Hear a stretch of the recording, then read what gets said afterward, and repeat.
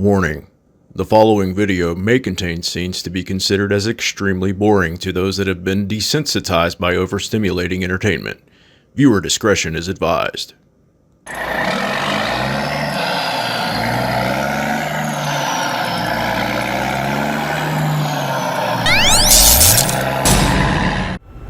Welcome back to TME. Getting loaded today in Albany, Georgia at Georgia Pacific Lumber. It's another extremely safe company.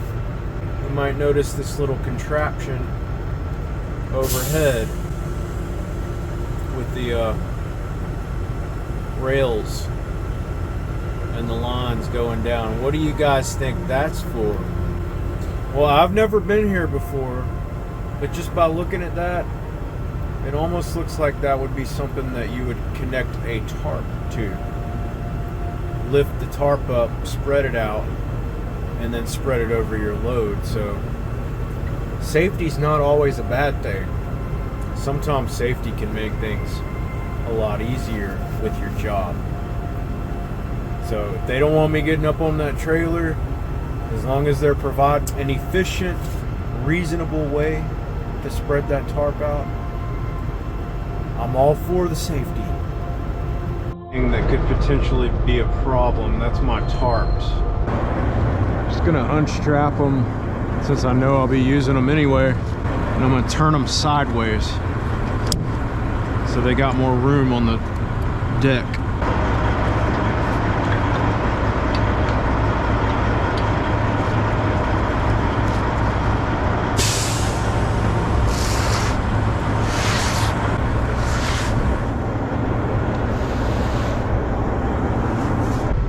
I know that once I get up there and they start the loading process, they're not going to let me get out of my truck until they're done. So I'm just trying to, plan ahead, have some foresight here. Speaking of sight, I just want to add right here, I've learned a lot in the past couple months doing this, and I've even learned a lot about not just my job in particular, but also what I do. I make YouTube videos, and well, I wasn't necessarily planning on getting so much attention on YouTube the way that I did. I didn't plan that. That one particular video that caused it all to happen was not a strategy or experiment to see if I could gain some attention. In fact, if you read the true title of the video, it's actually an update video. It was originally supposed to be a video for the original subscribers of my channel. The people that have been there from the very beginning, that watched me before I even, lost my job or any of that other stuff happened.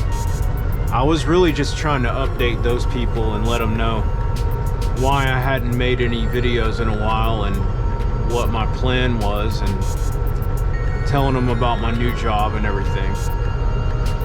But then, I guess that video caught a lot of people's attention, and it's not a bad thing that it did. It's kind of a neutral thing. But I know now that I've got new viewers, I've got new people watching my content. Hindsight is 2020. And a lot of times, I might say something in a video, I might leave it in during editing and realize that, hey, maybe I should have taken that out. Maybe I shouldn't have said those things, in case somebody takes it the wrong way or something like that. If I've ever come off as a jerk or anything like that, or seemed frustrated when I'm really not,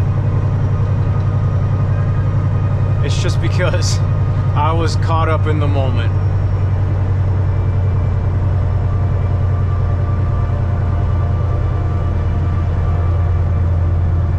So I want to try to keep the drama out of my videos, even the drama from myself. and just try to stay positive. I'll try. Can't make any promises, but I'll try. I've never been to a place quite like this before. I've picked up a lot of lumber, but I guess maybe not for a company as big as this company is. They kind of got their stuff set up, you know? How's it going? Okay, 135056. I can't even pronounce it, man. Yamasi? Okay. Are my tarps good right where they are? They can be, but I'm gonna have to put 2 up top. I'm gonna use 40 feet, 2 up top. Or I can use the whole trailer. You use that to put the tarp up on it? Yeah. Okay. So you just want me to move them? It's up to you. You want me to, you want to use 40 feet? It'll be like that low right there, but at 8 feet. It'll be like that low right there, or not. I can stretch it out so it won't be so high. Yeah, let's do that. I'll move them. He said, "Blow that up." Who's that trailer out? It's 27. I got 3840. All right.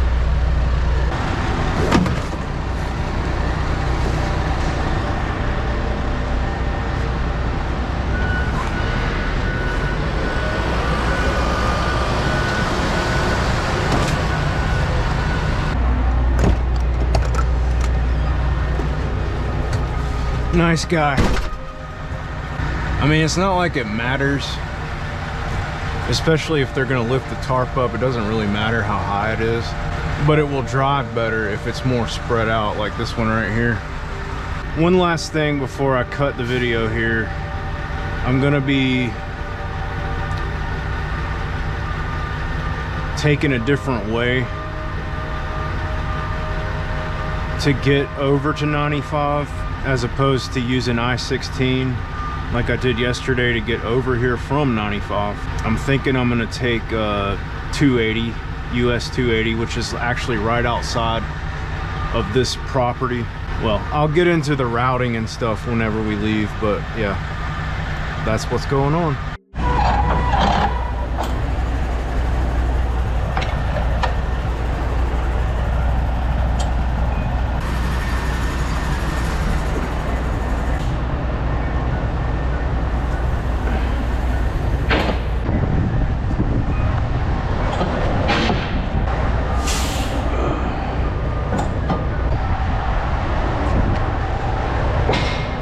Wind's really blowing hard today.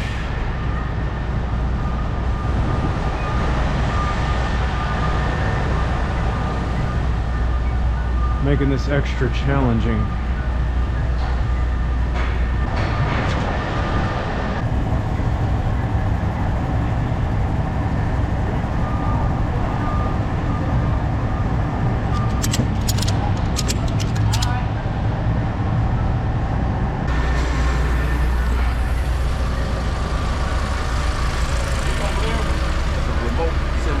Okay. How you do? I had a button on that one on. Got lost.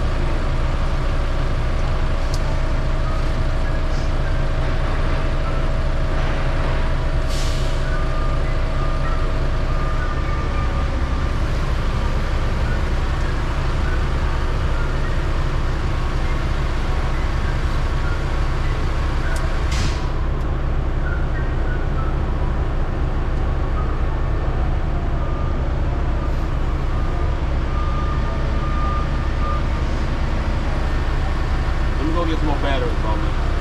I mean, if it ain't working, I'm not allowed to get up there though, am I? No, okay. All right. Now you don't have to come here so if you want to take it outside and do it, you can do that. That'd probably be better. That way I don't hold anybody up. All right, So, man. appreciate it. Okay guys, so this thing's not working. Which is really weird because I just saw a truck leave here with a tarp on it. So I'm gonna have to throw these up here and strap them down. And tarp off-site because I'm not allowed to get on my damn trailer here.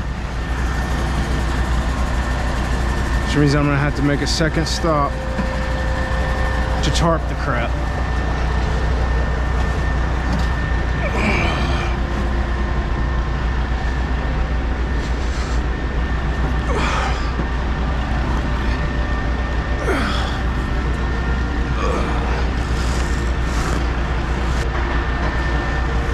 Damn, I was hoping we could get our bat wings on, you know what I'm saying?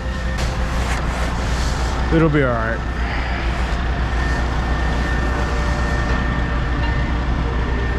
Hell, I might not even tarp it till I stop at the truck stop tonight.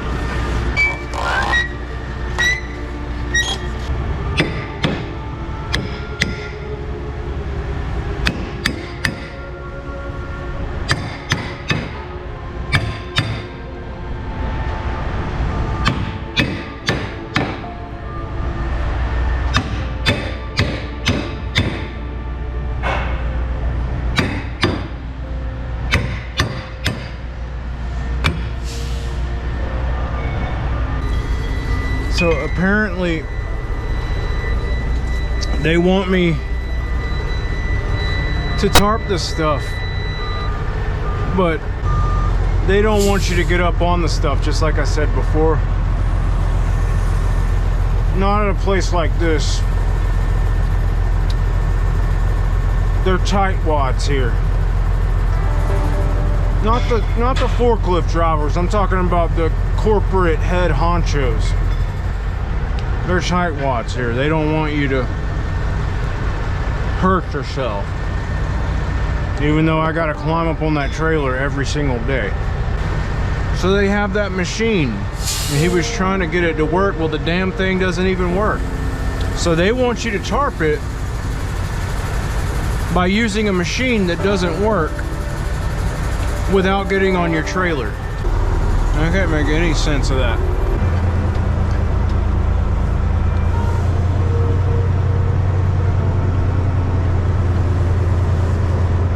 Hop up on the scale.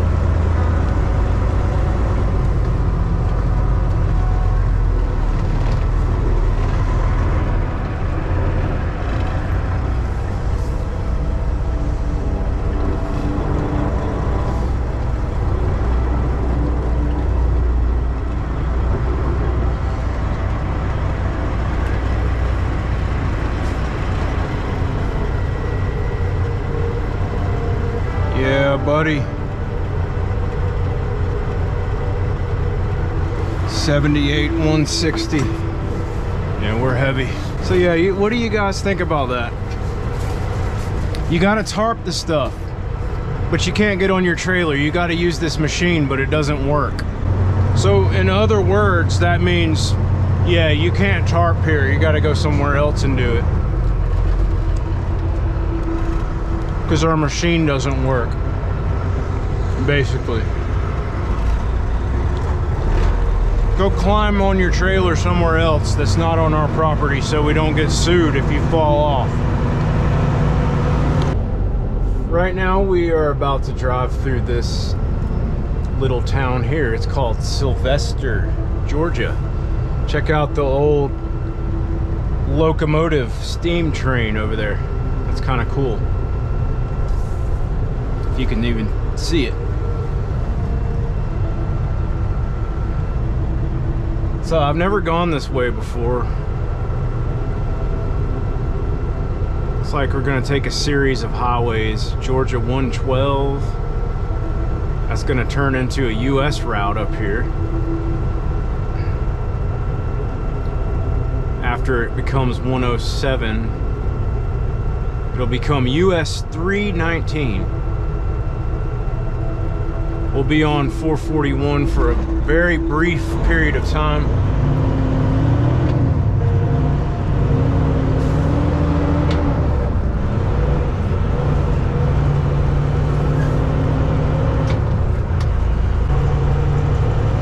And then eventually we're gonna get on US 280, I guess. if we're not staying on it now, somehow it hooks back up with this route from the look of it. And we're gonna get to I-16, but we're gonna get on the Savannah end of I-16, because what this route is doing is it's like essentially it's just taking us in a more of a diagonal direction toward 95, whereas I-16 kind of goes pretty much due east toward 95.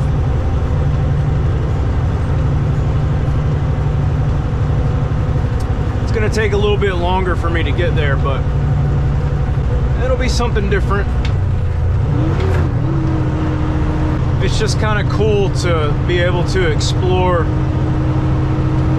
some of these areas in my own home state that I've never visited before, never seen, never looked at. So I'm trying to take advantage of that opportunity and, you know, get off the interstate for just a little while and just enjoy some peaceful back road driving, you know. This way, if you enjoyed my videos before I started doing flatbed and you enjoyed the content itself and the fact that I used to always talk about roads and where they went, how they connected, describing routes and talking about, you know, historical things and how it relates to certain cities. Well, I'm kind of going back to my roots here, trying to capture some of that for you once again and take a video or two and not focus as much on the flatbed aspect of things.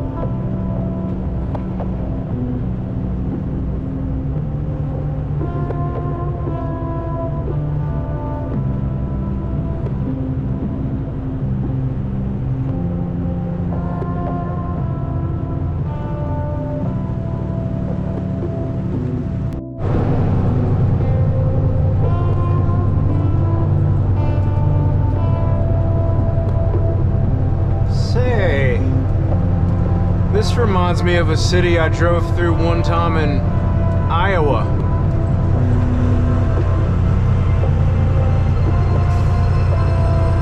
I just had no idea this was such an agricultural state. Well, that's like a peanut processing place, I guess. Interesting. There's a old caboose there.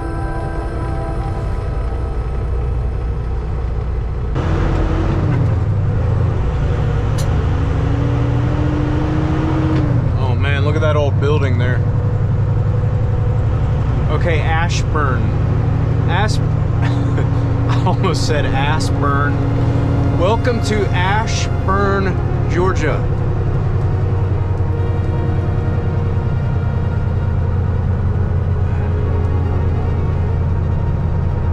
I like it. They're still using this main strip. They got all these shops open. Even though the buildings are probably 100 years old, you know. Look, there's an old Phillips 66 gas station with some old pumps right there. There's just something about this that really, you know, driving through these old towns, there's really something about it that strikes my fancy.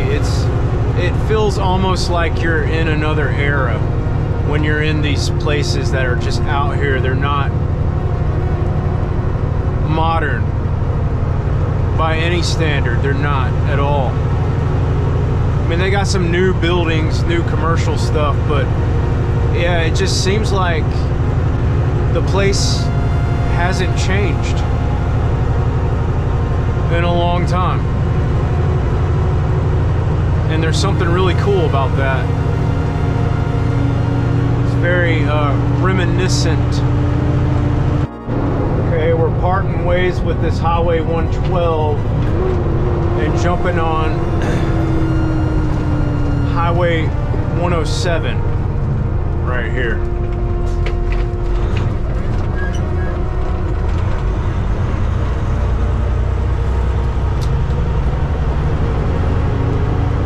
It says we're 20 miles from Fitzgerald.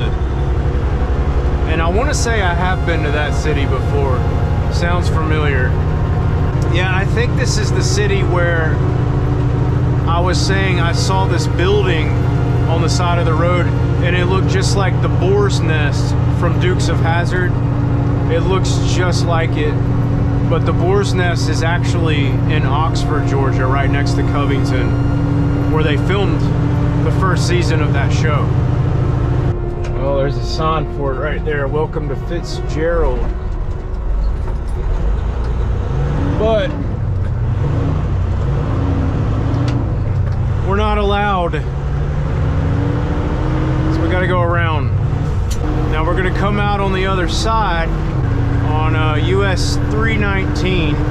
Then not long after that, we're going to jump on 441. We'll be on part of it until it comes to that intersection where it crosses over 280 and goes towards Savannah.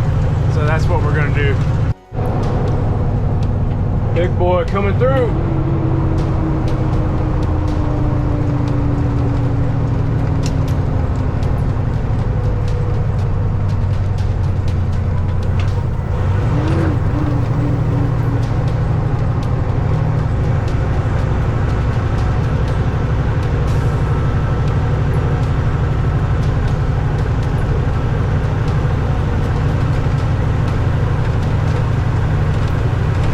Farming Simulator. I missed that game. Looking at that, it makes me want to play some Farming Simulator. This is where we come together with 441 just for a minute. I'm gonna see if I recognize which part of 441 it is. Okay, it looks like that sign says we're 20 miles north of Douglas. So we're gonna head north up 441 here. Google just screwed me over trying to shorten the route, put me on a road that I can't get on. But basically, okay, here's the Ocmulgee River. We're gonna come up through this city called McRae, and there's an intersection, huge intersection, where 441 crosses over 280. So we're gonna hang that right on 280 and head east.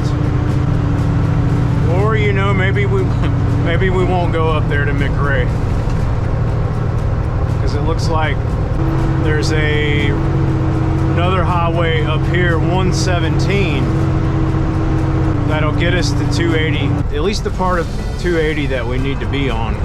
So here's this intersection.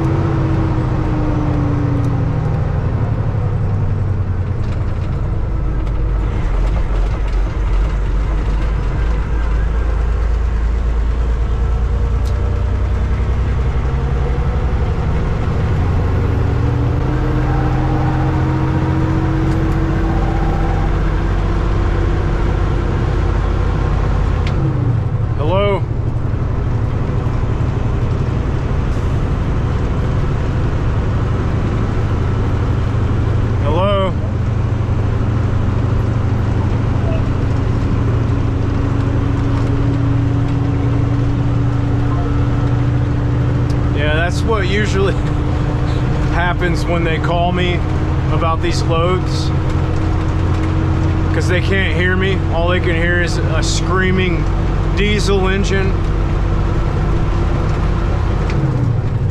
So yeah, that's when they usually give up. They just hang the phone up. I know there's quite a few things that I need to get, you guys. I need a headset. I sort of need a truck GPS. I'm getting by just fine without one though. But it would help. It would speed things up. It would also dictate. Ooh, look at that truck right there. It would also dictate the routes that I take and try to keep me on the mainstream roads, which I don't like doing to begin with. But sometimes they really do come in handy, and they will save your butt, because you don't always know when you're going to come up on a low clearance, and sometimes there are low clearances on these kind of roads, these state highways, and even some of the US routes. I'll give you an example. US 17 coming down from South Carolina into Savannah, there's a 12-foot clearance.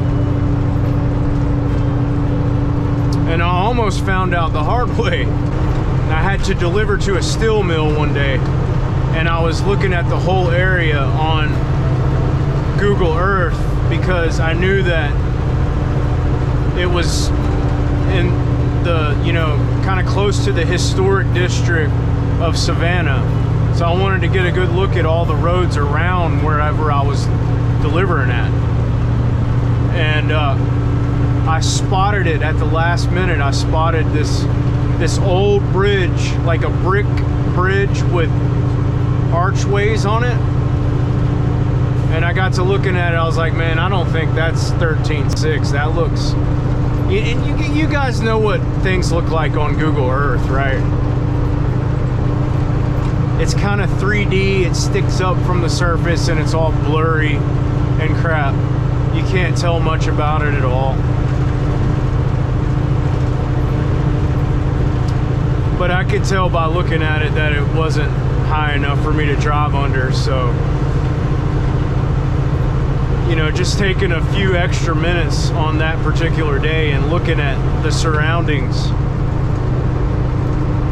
prevented me from getting on that road in Savannah. And I did see it.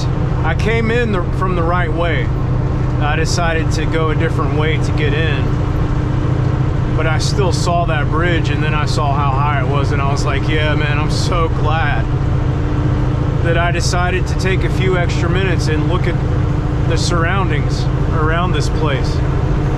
It saved my butt. With a truck GPS, you don't have to worry about stuff like that. See what I'm saying? But yeah, I really need to get me a headset so that I can answer my phone when the customers call me.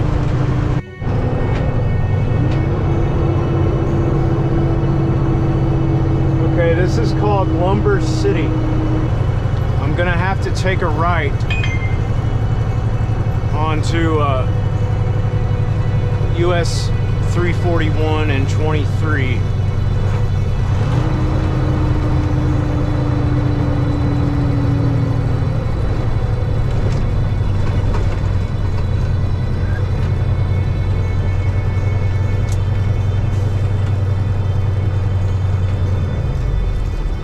This is also called Golden Golden Isles Parkway. So how appropriate to haul some lumber through Lumberton. And I'm fighting with the GPS right now. It refuses to stay on one single route. It keeps changing my route, and there's nothing I can do about it. But I am gonna be hanging a left up here onto US 221 so that I can get to another state highway, Georgia 56. Oh wow, look at that bridge. Train trestle. That's awesome. anybody else drive like this, or is it just me?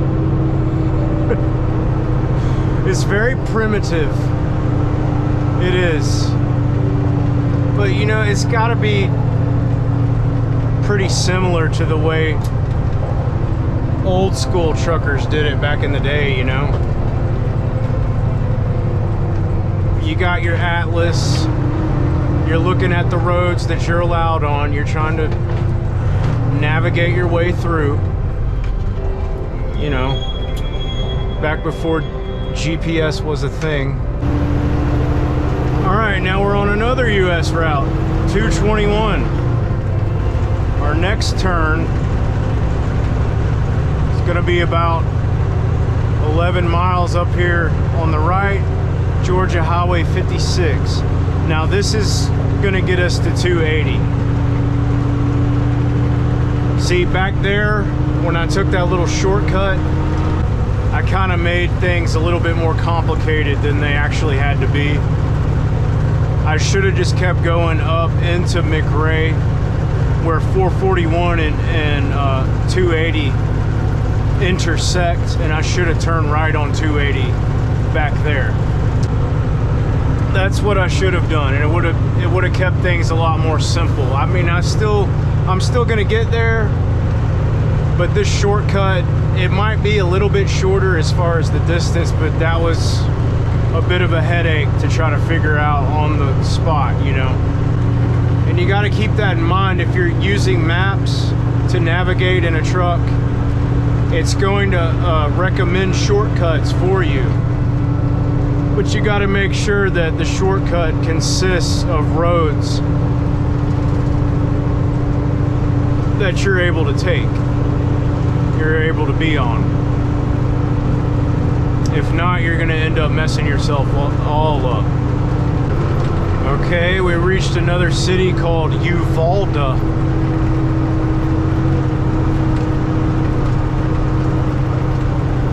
And our turn onto Highway 56 is up here in half a mile. Just here.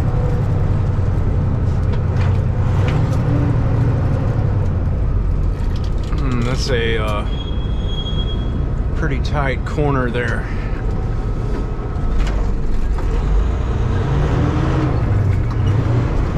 We can do it.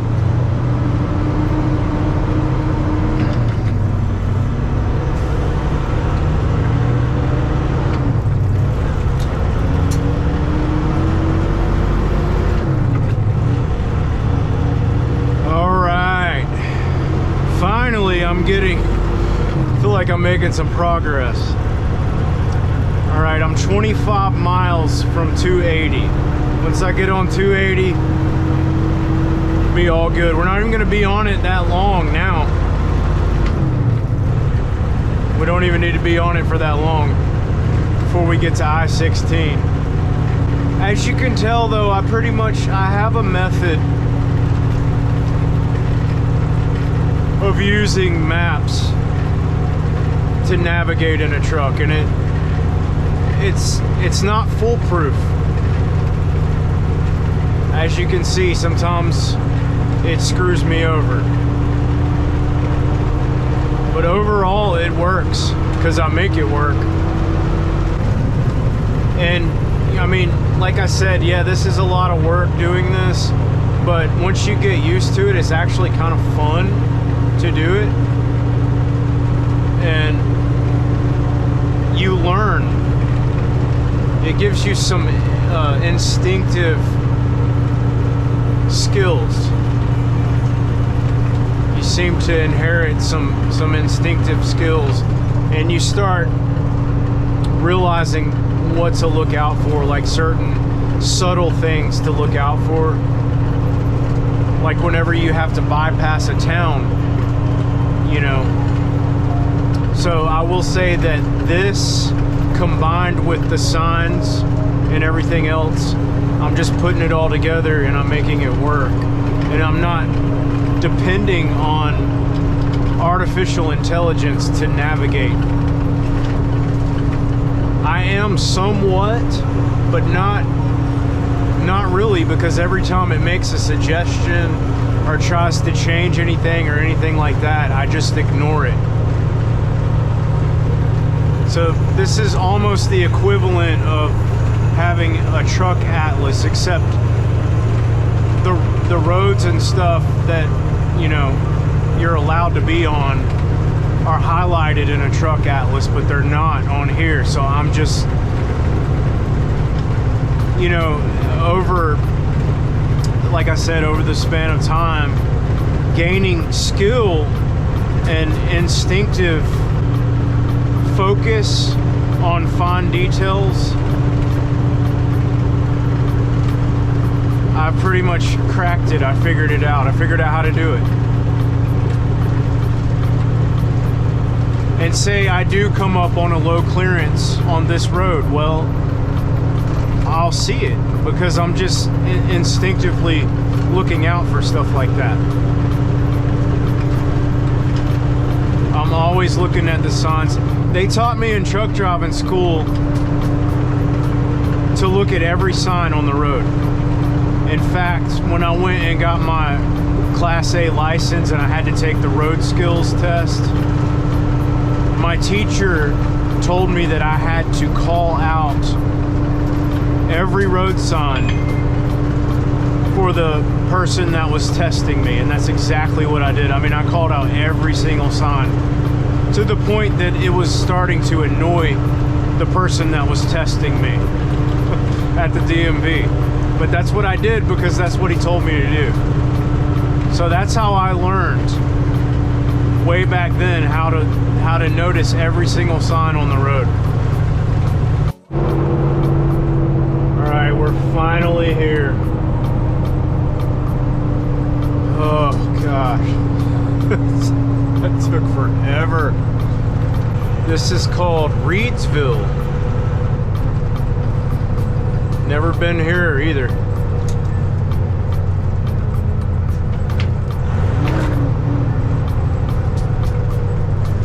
Oh, this is the end of Highway 56.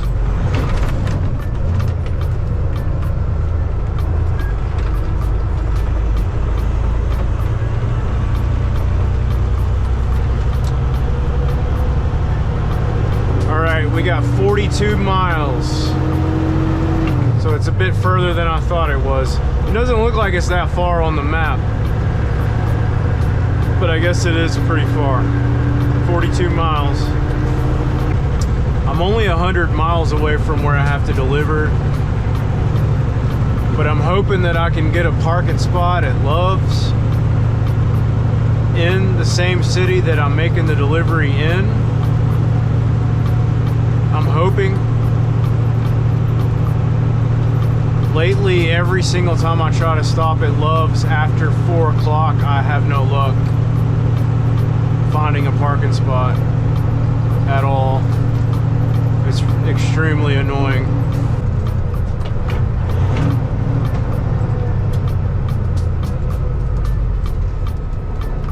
It's a nice looking building. Courthouse in Reedsville. Look at those awnings right there. They're like being held up with chains. You see that? How festive. Yeah, their storefronts in this town, they don't look as good as that other town we were looking at. Oh,